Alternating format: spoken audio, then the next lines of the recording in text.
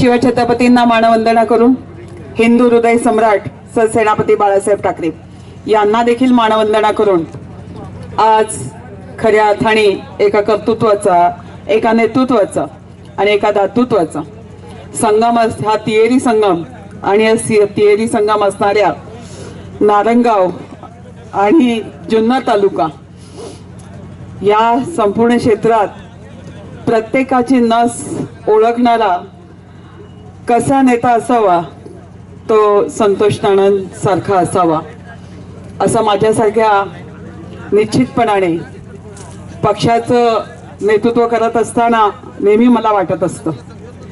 आणि हा विश्वास जपण्याचं काम 2007 ला नारंगाव सरपंच आणि खऱ्या अर्थाने जिल्हा परिषदेची निवडणूक लागली त्यावेळी मी निवडणूक लढणार होते 14 गावांमध्ये.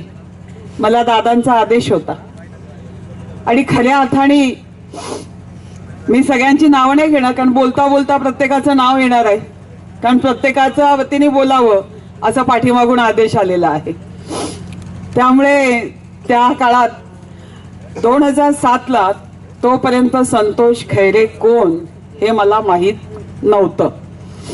परंतु मी मुंबईला होते, दादांनी बोलावून घेतलं, बाळासाहेब दांगट गेले होते त्यामुळे त्यांनी पक्ष प्रवेश काँग्रेसमध्ये केल्यामुळे दादांनी मला बोलवलं आणि सांगितलं, ताई तुम्हाला थांबून चालणार नाही, तुम्हाला निवडणुकी लढावीच लागेल.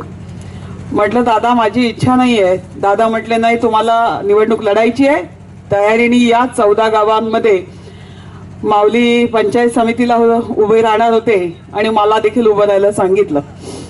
मी मीटिंग घ्यायला आली, परंतु मीटिंग झाली.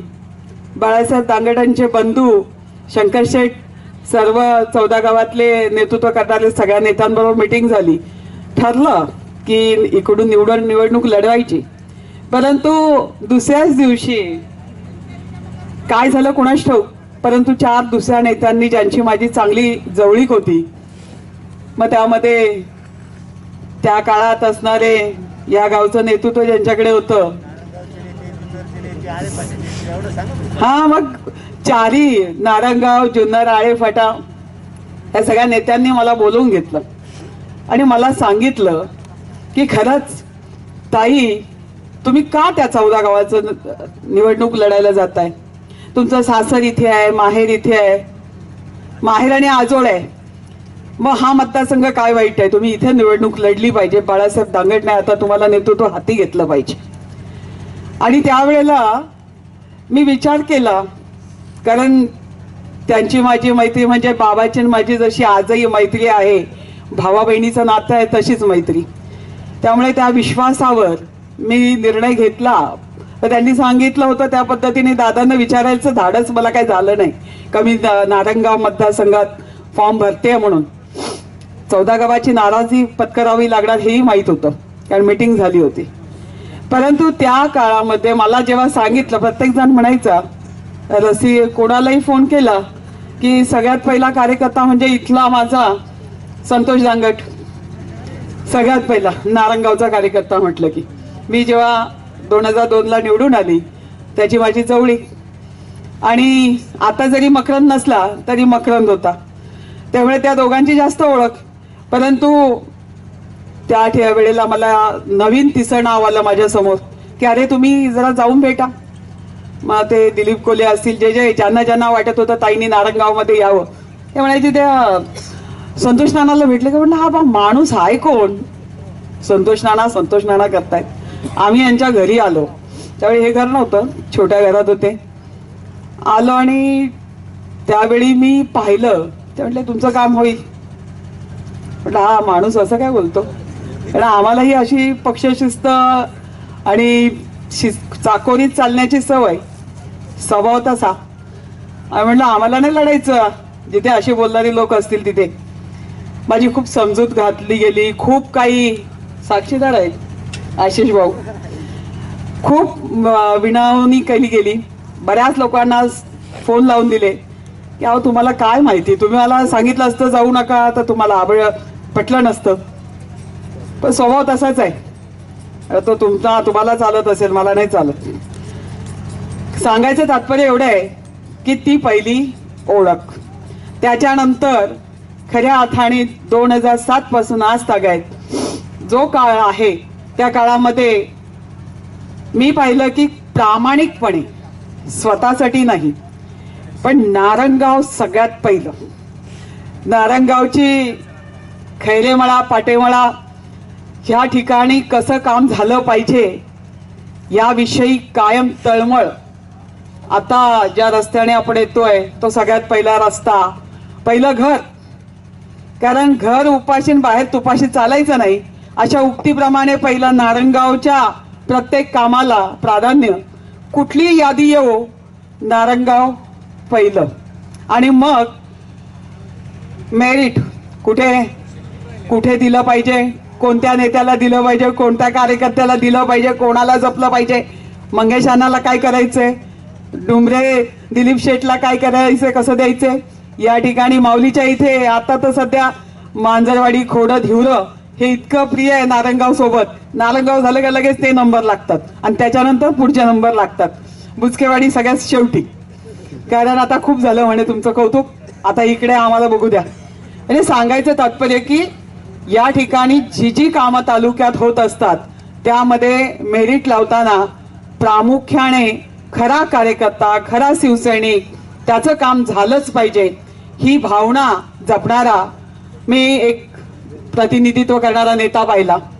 आणि म्हणून मी मगाशी जेव्हा विचारत होती की आता कार्यक्रम कुठपर्यंत आला तेव्हा ज्योती बोलत होती. म्हणते बाबा कोण महिला बोलतेय, तर म्हणले ज्योती बोलते म्हणजे आपलं काम. तिला मी आधीच सांगत होती की बेटा मी नाही पोहोचली तर तू बोल. ती म्हणली नाही नाही मी नाही बोलणार, तूच ये, कार्यक्रमाला वेळेत पोहोचली पाहिजे. माझ्या घरात सुद्धा माझी जागा म्हणजे छोटी, कधीच कोणाशी बोलत नाही. ती राजकारणापासून खूप लांब असते, परंतु ती एकाच व्यक्तीशी बोलते. मलाच नवल वाटतं ती फक्त नानाशी बोलते. नाना आले तरच बाहेर येते, नाहीतर कधीच ती कोणाच्या समोर येत नाही, राजकारण्यांशी बोलत नाही. काही लोक अशी असतात. पण मी एकच सांगेन की बाबूभाऊनी ज्या तळमळीने सांगितलं, प्रत्येकाने आपली तळमळ दाखवली, नेतृत्व कसं असावं, नेमकं बोलावं. पण कमी बोलणारी माणसं कधी कधी घातक असतात. बाबा ये भी उतना ही सही आहे. तर त्यांचं कळत नाही नेमकं मनातलं काय चाललेलं आहे. तर ते बडबडा माणूस बरा असतो, निदान तो बोलून मन मोकळं करतो आणि त्यांचा गौरव तसाच आहे. त्यामुळे मला कधी कधी प्रश्न पडतो. अक्षय बरोबर माझी चांगली ट्विनिंग आहे. दादांचा स्वभाव आणि खऱ्या अर्थाने घरामध्ये काही हवंय तर नानापर्यंत जातं. पण खऱ्या अर्थाने आई आणि बापाची माया दोन्ही देणारे दादा वहिनीला बाजूला ठेवून चालणार नाही. कारण सदानंद दादा आणि वहिनी खरोखरच त्यांनी ज्या मायेने मुलांचा सांभाळ, कोणात भेदभाव नाही, नानांचं देणं आहे, कर्तृत्व आहे. कुठेही गेलं की गाडी भरते खरेदी करताना, हे घरच्या कर्तबगार पुरुषाची कर्तबगारी आहे. पण नेतृत्व म्हणून दादांचा प्रेमाचा जो ओलावा आहे तो प्रचंड आहे. खूप प्रेम करणारा भाऊ मोठा आहे. आणि म्हणून दादा नाना जर त्यांच्यापेक्षा मोठे दिसत असले तरी मी सदानंद दादाचं कौतुक आज केल्याशिवाय माझं समाधान होणार नाही, बहिणीचं कौतुक केल्याशिवाय समाधान होणार नाही. आणि मुलंही तितक्याच संयमतेची आहेत, समजूतदार आहेत. ज्या पद्धतीने मला ह्या तालुक्यामध्ये ह्या मंचावर असणाऱ्या प्रत्येकाने, मग या ठिकाणी बोलला विवेक, तुला जरी तुझा मामा कंस वाटत असेल तर ते शेलार मामा आहे तेवढं लक्षात ठेव. शेलार मामाची भूमिका ते करतात. ते सांगतात तू फक्त तुझा विचार करतो, तू 4 कार्यकर्त्यांचा विचार केला पाहिजे. 4 कार्यकर्ते कसे वाढतील, त्यांची कामं कशी होतील, ही त्यांची भूमिका असते. तुला त्यांच्यातला शेलार मामा दिसला नाहीये, पण तुला तो योग्य वेळी दिसेल आणि त्यांच्याकडनंच तुला न्याय मिळणार आहे, एवढं देखील मी या ठिकाणी सांगू इच्छिते. आणि हे प्रामुख्याने मी प्रत्येक कार्यकर्त्याच्या बाबतीत नानाचं प्रेम पाहिलेलं आहे. बाबूभाऊनी सांगितलं फक्त एवढंच आहे की संतोष दिसला का त्याला आता हा स्वभाव थोडा बदलावा लागणार आहे आणि तो स्वभाव मला बदलण्याची जी शिकवण सांगतात ती खऱ्या अर्थाने नानाने स्वतःमध्ये तो बदल घडवून आणला पाहिजे. काय संतोष भाऊ, संतोष या नावावर, कारण संतोष आणि संजय ह्या नावाची माणसं माझ्यासोबत खूप आहेत, त्यामुळे मला नेहमी ह्या सगळ्यांचा अनुभव येतो. आणि म्हणून मंगेशांना मला असं वाटतं की बाबाबरोबर मी सुरुवातीचा काळ काढला 2002 मध्ये आल्यानंतर, आणि तो काळ मी कधीच विसरू शकत नाही. कारण बाबामध्ये सुद्धा ती नेतृत्वाची झालर, कर्तृत्वाची झालर आहे. बाबा सुद्धा तितकाच करला, कारण आम्ही मावळात काम करणारी माणसं, आणि त्यामुळे बाबाचं आणि नानाचं जमतं. दोन एका विचाराची माणसं असली की त्यांचं जमतं. आमचंही भांडण होतं, पण दुसऱ्या दिवशी भांडण काल झाले याचा विसर पडतो, कारण कार्यकर्ते फोन केल्याशिवाय राहत नाही, विचारल्याशिवाय राहत नाही. बाबूभाऊ कसा आहे, बाबूभाऊ शांतपणाने कशी कुठली वेळ मारून न्यायची बाबूभाऊनी हा गुण घेतलेला आहे. किती नाही म्हटलं तरी बाबूभाऊला सगळं लगेच कळतं, आणि म्हणून बाबूभाऊचं आणि अण्णाचं जमतं. म्हणजे त्यांच्या चिरंजीवाला अण्णा म्हणतो बाबूभाऊ, मला चांगली जाणीव आहे. कारण ज्या वेळेला नानाचा उदो करतोय आपण, त्यावेळेला त्याच्या पाठीमागे असणाऱ्या ज्या भूमिका बजावणारी लोक आहेत ते घरातल्या कुटुंबातले सगळे मुलं, ज्यांनी कायम मान तहाट ठेवलेली आहे नानांची कुटुंबाची.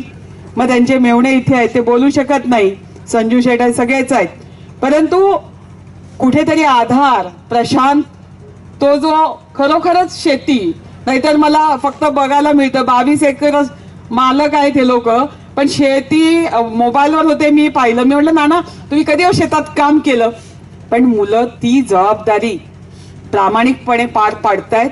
म्हणून बाहेर वहिनी असेल, दादा असेल, मुलं असतील, मुली असतील, की त्यांना माहिती आहे की आपली प्रतिष्ठा काय आहे, आणि ते जपण्याचं काम जेव्हा होतं, जसा मला माझ्या कुटुंबाचा अभिमान आहे तसा नानांच्या पाठीमागे नानांचं कुटुंब त्या पद्धतीचं आहे. आणि नुसतं कुटुंब म्हणून नुसतं घर नाही, तर हा खैरेमळा, पाटेमळा, सगळीच लोक त्यांच्याशी त्याचप्रमाणे त्याच भूमिकेतून राहतात, आणि नानाही त्यांचं तितकीच काळजी घेतात.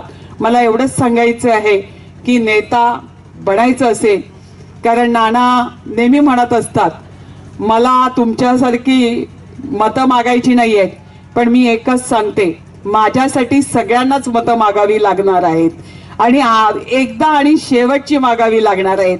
त्यामुळे निश्चितपणाने वाढदिवसाची मला भेट मी काय द्यायची, मी द्यायचंय ते सर्व देण्यासाठीच आहे. मला ते नाव स्वतःसाठी घ्यायचंय. एक दिवस या तालुक्याचा किंग मेकर बनायचंय, ते दुसऱ्यांना घडवण्यासाठी. परंतु निश्चितपणाने आनंद एकाच गोष्टीचा, स्वाभिमान एकाच गोष्टीचा, की आम्ही सगळे मनाने दिलाने एक आहोत. आम्ही एका ताटात खाल्लेला कुठल्याही व्यक्तीला कधी तो पाठी फिरवल्यानंतर वेगळं बोलण्याची भूमिका कधी ठेवत नाही. आणि म्हणून अमोल भाऊ, तुला जरा आता सवय व्हायला वेळ लागेल, परंतु तुम्ही लवकरच आमच्याकडे आहात याची आम्हाला जाणीव आहे. त्यामुळे बाबा सुद्धा काही लांब राहणार नाही, बाबा सुद्धा जवळच आहे या ठिकाणी. कारण नारंगाव निवडणूक ही एक नाही, प्रश्न असा आहे की ज्यांनी केलंय त्याला केलं जर म्हटलं नाही, नारंगावकरांनी जर विचार केला नसता, की मग खूप लोकांनी प्रचार केला, बाहेरून आलं, असं झालं तसं झालं, काय दिलीप भाऊ, परंतु नारंगावकरांनी दाखवून दिलं, आणि त्या प्रत्येक निवडणुकीत दाखवून दिला. लोकसभा, विधानसभा, जिल्हा परिषद, पंचायत समिती प्रत्येक वेळा दाखवून दिला. खऱ्या अर्थाने हे धनुष्य बाणाची निशाणी घेऊन जेव्हा उभे राहिले, पहिले मला ते सांगायचे की तुम्ही नका बाहेर येऊ, तुम्ही बाहेर पडू नका, तुम्हाला पुढे निवडणुकीला सामोरे जायचंय. परंतु जेव्हा शिवसेनेचा बाण हाती घेतला आणि छेद लावला, मी एका क्षणात सांगितलं नानांना की नाना, बाबूभाऊला आपल्याला सरपंच करायचंय, नानांनी एक शब्द सुद्धा आज घोषणा करायची आहे. नाना म्हटले मी आज घोषणा करणार आहे. जेव्हा असं नानांना आणि भाऊला पण सांगितलं, भाऊ मी आज घोषणा करणार आहे, नानांनी स्मित हसले. म्हणजे त्यांच्या मनातलं मी ओळखलंय. मला तेच वाटतंय. मला वाटलं की कदाचित वेगळं काही असू शकतं, परंतु त्यांचं ते स्मित हास्य म्हणजे त्यांना देखील वाटत होतं की बाबू भाऊ सारखं नेतृत्व या तरुणांची गरज आहे. या तरुणांसोबत बाबू भाऊ असेल तर तरुण कधीच वायाला जाणार नाही. तरुणाला संरक्षण द्यायची भूमिका ही बाबू भाऊची असेल. तो चुकला तर त्याला मायेची थाप घालणारा बाबू भाऊ असेल. आणि म्हणून एकीकडे नानांचा कडकपणा आणि दुसरीकडे बाबू भाऊची प्रेमाची साथ या संपूर्ण नारंगाव नव्हे तर जुन्नर तालुक्यातल्या सर्व तरुणांसाठी महत्वाची आहे. आणि म्हणून नेता कसा असावा तर खऱ्या अर्थाने संतोष नाना खैरे आणि बाबू भाऊ सारखं नेतृत्व असावं.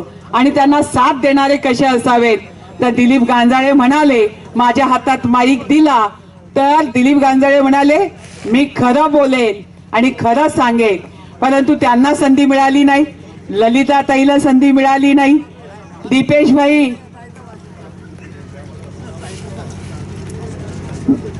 दीपेश भाईला संधी मिळाली नाही.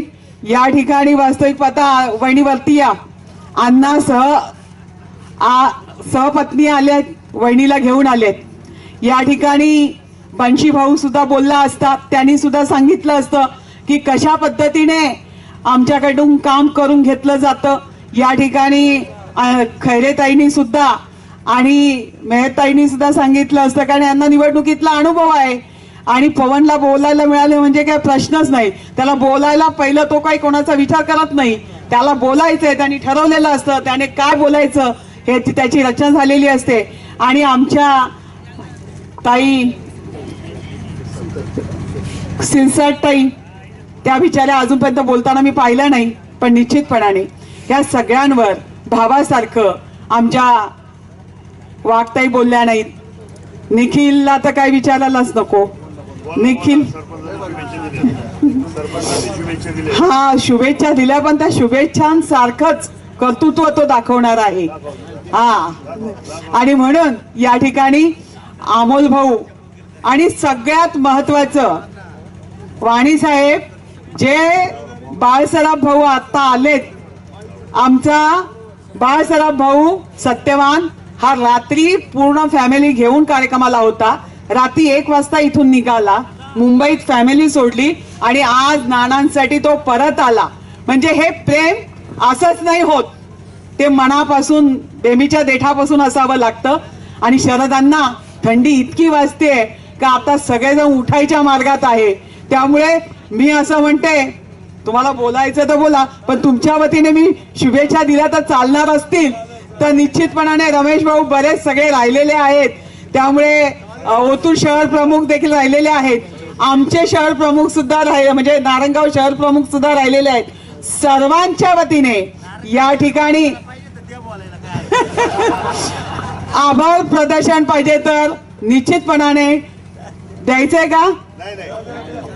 नाना देणार. हा ओके.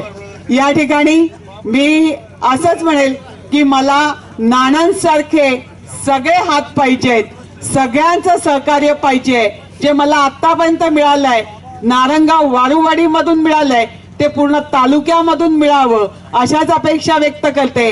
आणि नानांसारखा मित्र, नानांसारखा पिता कसा असावा, नानांसारखा भाऊ कसा असावा, नानांसारखा भाऊ असलेली बहीण, नानांसारखा भाऊ असलेला भाऊ, म्हणजे ह्या सगळ्या नात्यांना जपण्याचं काम करणाऱ्या नेतृत्वाला निश्चितपणाने शिवसेना परिवार आणि शिरूर लोकसभा मतदारसंघाचे खासदार शिवाजीदादा आढळराव पाटील यांच्या वतीने देखील प्रजापती तुझ्या वतीने सुद्धा लाख लाख शुभेच्छा देते.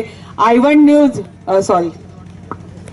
विघ्नर टाइम्स, वाणी साहेब आणि विकास, नानांचा विकास, हा माझा नाही, सगळ्यांच्या वतीने खंडूशेठ आपल्या वतीने सुद्धा शुभेच्छा देते. आणि या ठिकाणी शिवाजीराजे सर्वच, कारण बोलणारा माणूस मला दिसला नाही, तो माणूस त्याच्या हातात माईक दिसला नाही, परंतु सगळ्यांच्या वतीने लाख लाख शुभेच्छा देते आणि या ठिकाणी थांबते. जय हिंद, जय महाराष्ट्र.